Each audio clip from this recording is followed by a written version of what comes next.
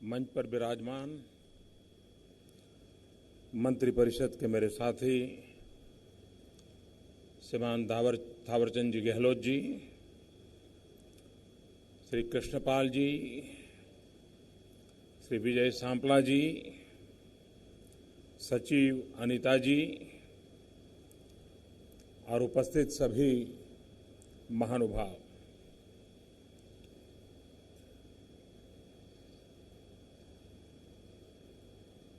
1992 में एक सपना संजोया गया था।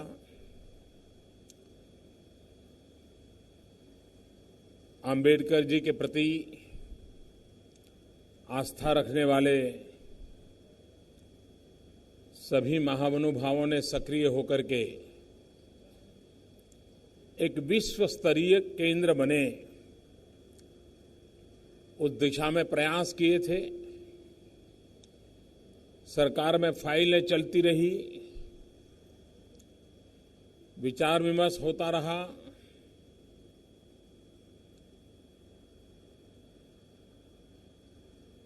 बाबा साहब आम्बेडकर ने जो संविधान बनाया था, उस संविधान के कारण जो सरकारें बनी थी, उन सरकारों को बाबा साहब को याद करने में बड़ी दिक्कत होती थी।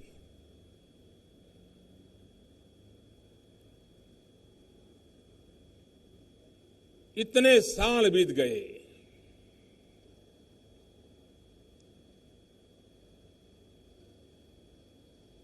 बीस साल से भी अधिक समय ये कागजों में मामला चलता रहा।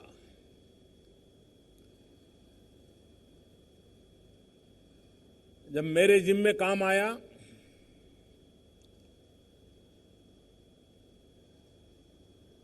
तो पीड़ा तो हुई कि भाई ऐसा क्यों हुआ होगा।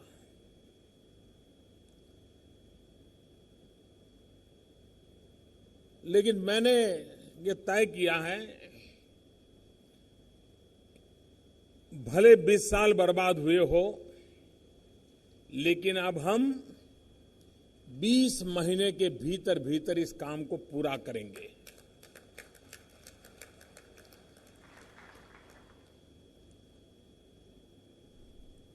कभी कभी व्यक्तिगत रूप से मैं सोचता हूं,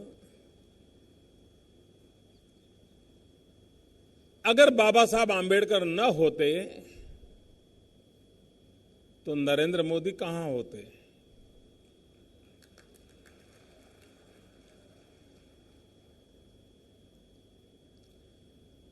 जिस पार्श्वभूमि में मेरा जन्म हुआ, जिस अवस्था में मैं पैदा हुआ, पला बढ़ा,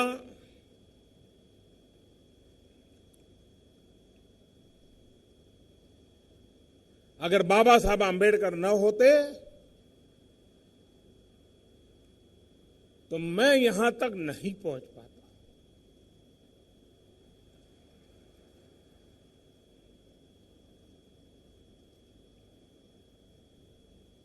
समाज के दलित, पीड़ित, शोषित, वंचित,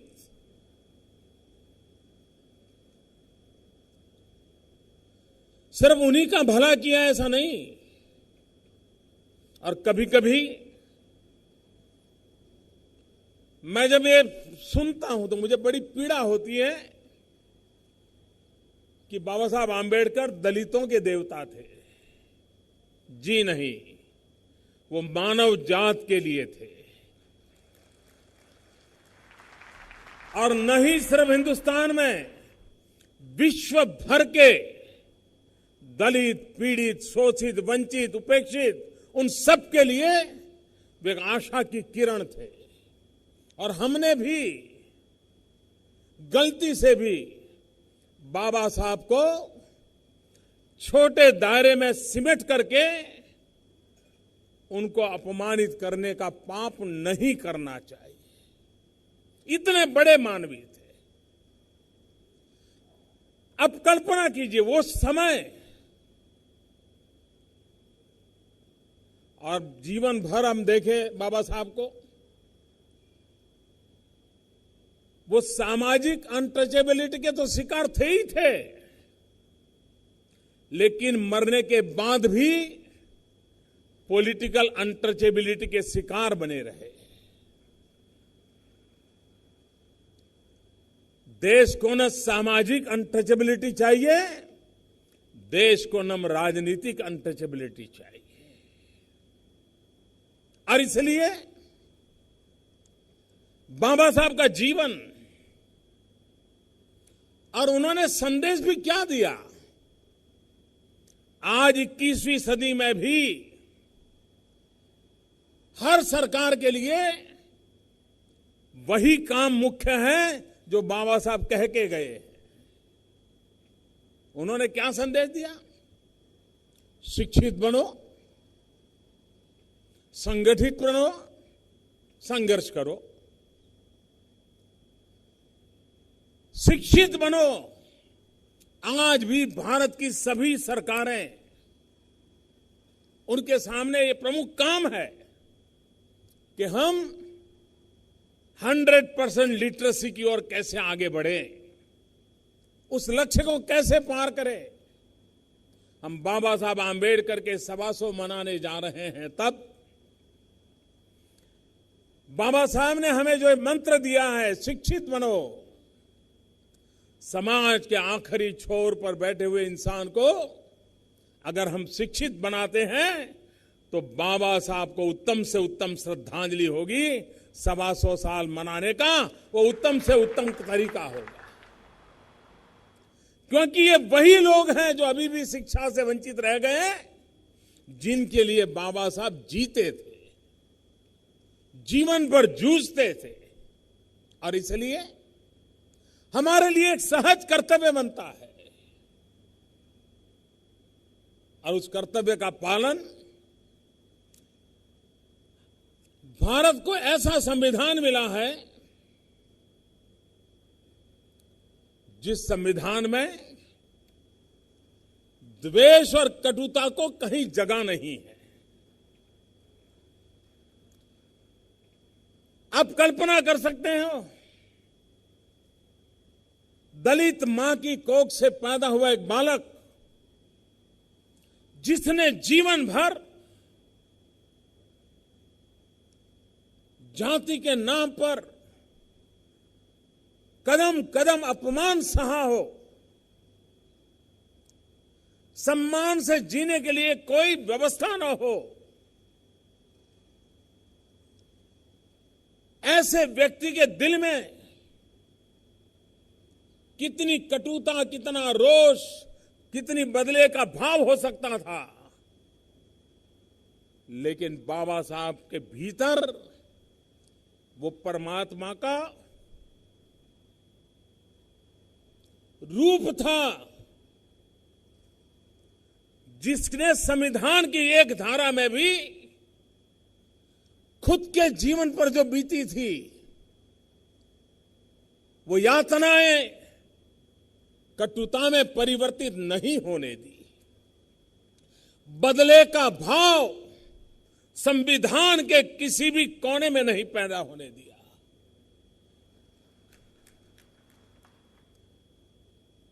इतिहास कभी तो मूल्यांकन करेगा कि जीवन की वो कौन सी ऊंचाइयां होगी इस महापुरुष में, कि जिसके पास इतना बड़ा दायित्व था। वो चाहते उन स्थितियों में ऐसी बात करवा सकते थे, लेकिन नहीं करवाई। मूल में कटुता, द्वेष, बदले का भाव न उनके दिल में कभी पनपने दिया, न वो आने वाली पीढ़ियों में पनपे, इसके लिए कोई जगह उन्होंने छोड़ी। मैं समझता हूं हम संविधान की बात करते हैं, लेकिन उन पहलुओं की ओर कभी देखते नहीं है, उस सामाजिक अवस्था की ओर देखते नहीं है। मुझे खुशी है मैं उस प्रदेश में पैदा हुआ जहां सयाजीराव गायकवाड़ ने बाबा साहब आंबेडकर का गौरव किया था,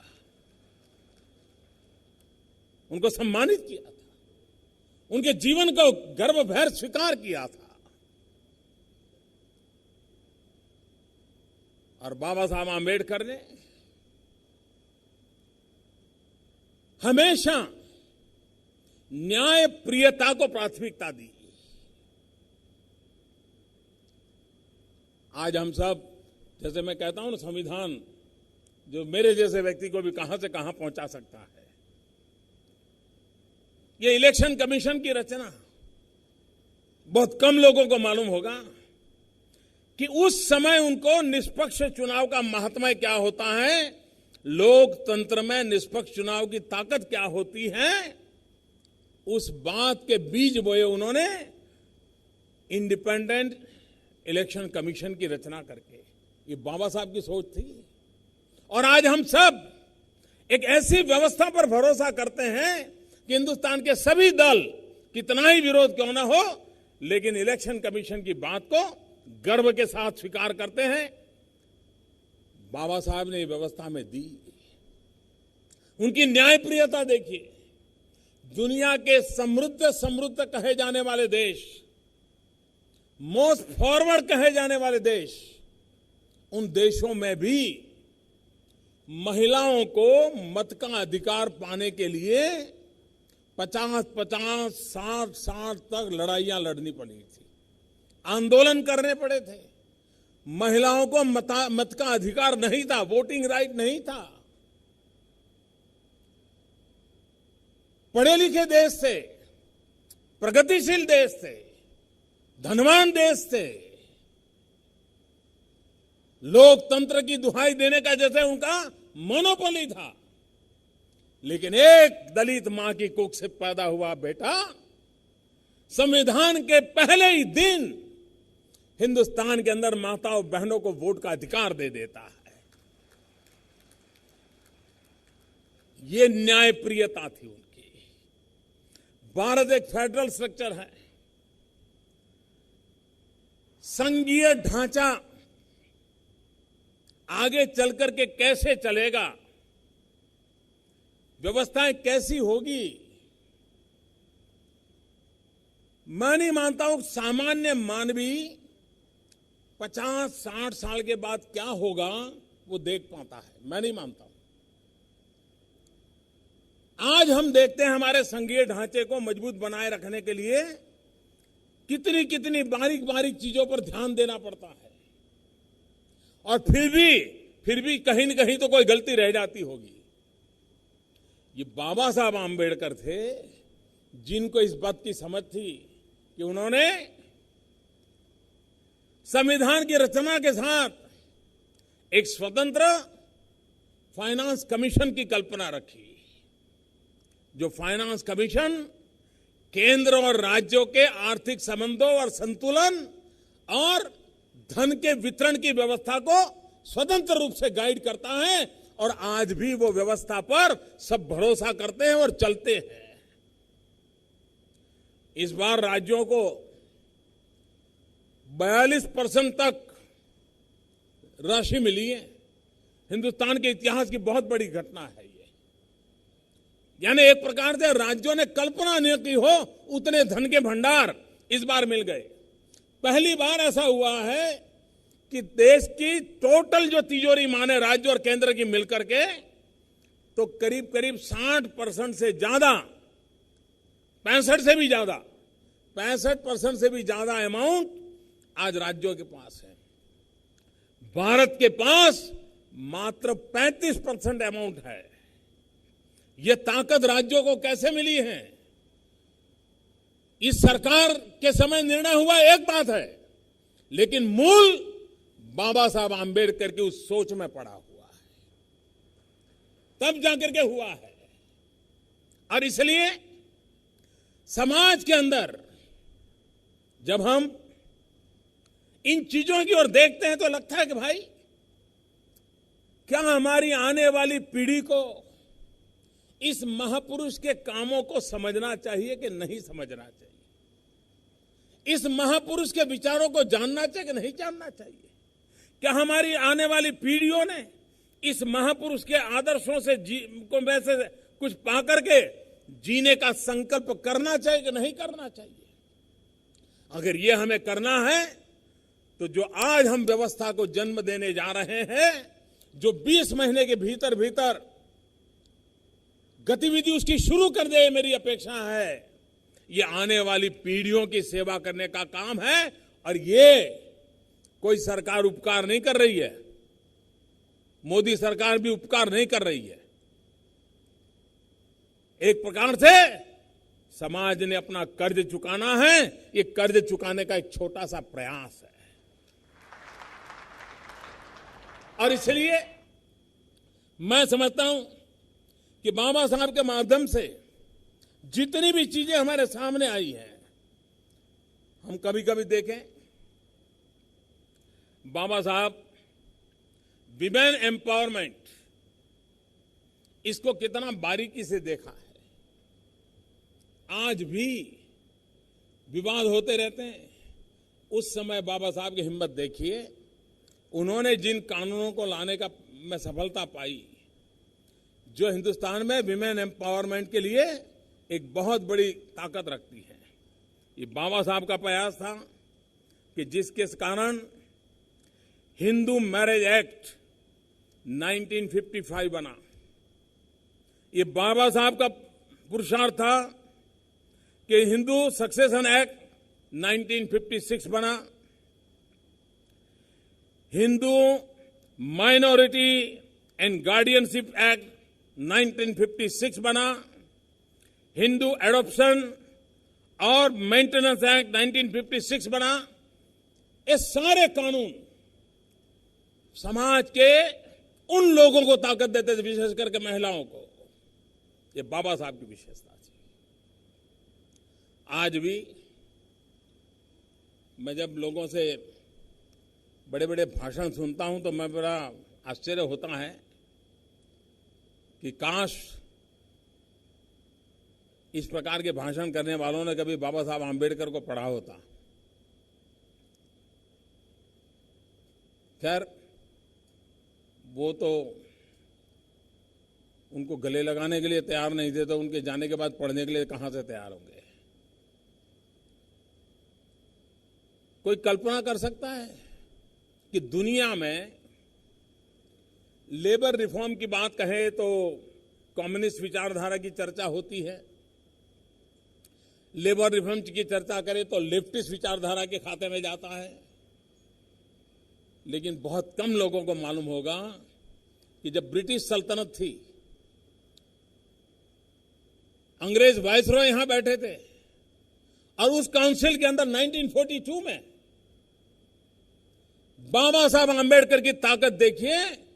भारत के मजदूरों का अंग्रेज सल्तनत शोषण करती थी, एक्सप्लॉयटेशन होता था। ये बाबा साहब की ताकत थी कि 1942 के पहले मजदूरों को 12 घंटे काम करना पड़ता था। 1942 में बाबा साहब आंबेडकर ने वायसरॉय सामने लड़ाई लड़ करके 12 घंटे से 8 घंटे काम करवाने का पक्का कर लिया था। ये छोटे निर्णय नहीं है भाई। और इसलिए बाबा साहब को एक सीमा में बांध करके देखने से भारत की पूरी विकास यात्रा में बाबा साहब का कितना बड़ा रोल था, इसको हम समझ नहीं पाते हैं। ये मेरा सौभाग्य रहा है, क्योंकि मैं हर पल मानता हूं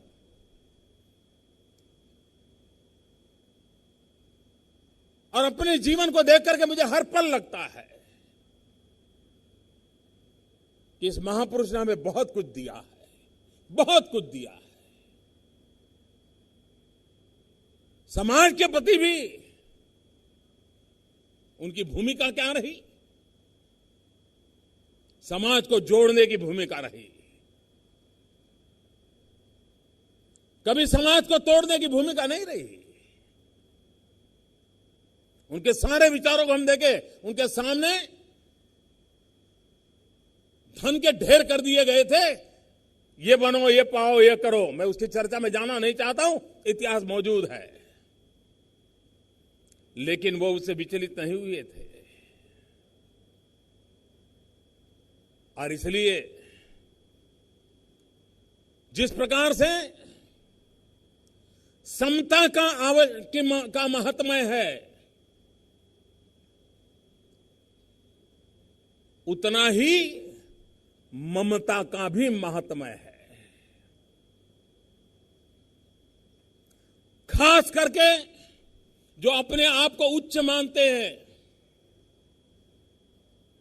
उन लोगों ने अपने आप को सोचना होगा कि समाज में भेदभाव लंबे अरसे तक चलने वाला नहीं है।